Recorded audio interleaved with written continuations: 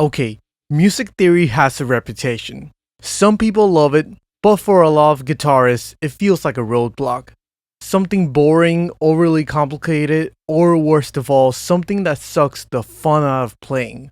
But here's the thing, it doesn't have to be this way.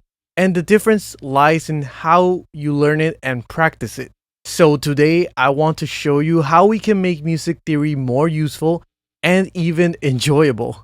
Because when you approach it the right way, it stops feeling like homework and starts feeling like a cheat code for playing and creating better music. Let's say you're playing a basic C major chord. Sounds good, right? But what if you wanted to make it sound dreamier or sadder or more intense? That's where music theory comes in. If you add a note, maybe a B on the high register, you just created a C major 7. Suddenly the chord sounds dreamier.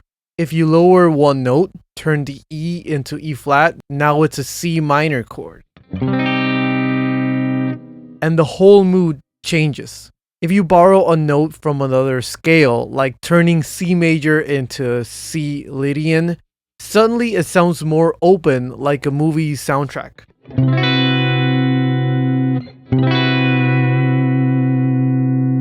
That's not random guessing, that's music theory in action.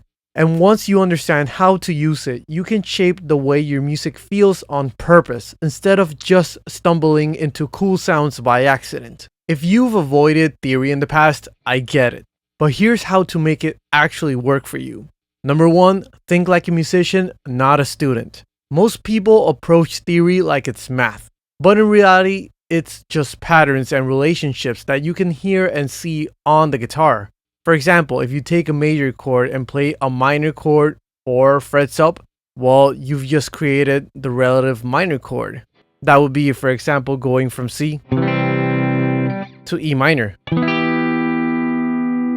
And we can use this in other creative ways, like for example, making the extensions of C major. Gives us a very pretty sound.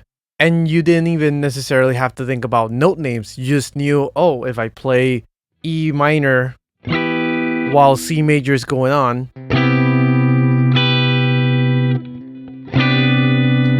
I can get some really cool sounds.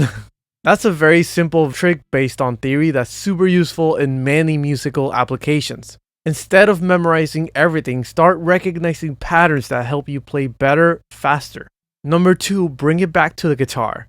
A lot of theory books are written for piano players first, which can be frustrating for us guitarists. Instead of trying to fit theory into sheet music, focus on how it looks and feels on your fretboard.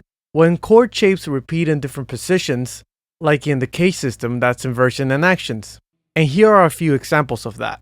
When chord shapes repeat in different positions, like in the case system, that's inversions in action. Also, when scales are used in composition and improvisations, that's the chord-scale relationship happening in real time.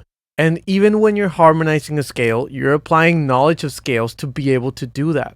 So once you see how theory is woven into the guitar, it stops feeling like abstract knowledge and starts feeling like practical and useful, actionable wisdom. Number 3, debunk the myth of theory kills creativity. A lot of guitarists say, but won't theory make me overthink? Won't it take away the feel? Here's the truth. Music theory doesn't tell you what to play, it only identifies what you're playing. Think about it like cooking. If you only know how to cook one dish, that's all you can cook.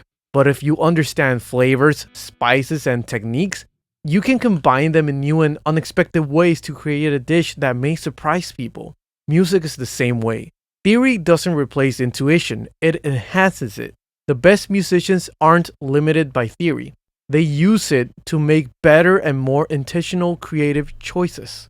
So here's how to actually have fun with music theory. The solution is, if you want theory to feel fun, make it part of your playing. Instead of just learning scales, try writing a melody using that scale. Or maybe instead of just memorizing chord names, experiment with weird voicings of that chord and make a composition around that. Instead of just learning a song you love, Figure out what special chords or scales it uses that are different and use that in your playing, incorporate into your songs. At the end of the day, music theory isn't something you have to suffer through. It's something that can make you a better, more confident, and more creative musician. The trick is to approach it the right way, not as a list of rules, but as a tool set for expressing yourself. So, if you've ever felt like theory isn't for you, give it another shot. Start small, stay curious, and most importantly, have fun with it. If this helped you see theory in a new way, let me know in the comments. What's been your biggest struggle with music theory? And if you want to dive deeper, I've got a free PDF called 5 Chords and How to Use Them. It'll help you unlock more sounds and apply theory in a more creative way. The link for that is in the description down below. And if you want even more guitar knowledge, check out this other video I made right here. And until then, keep practicing.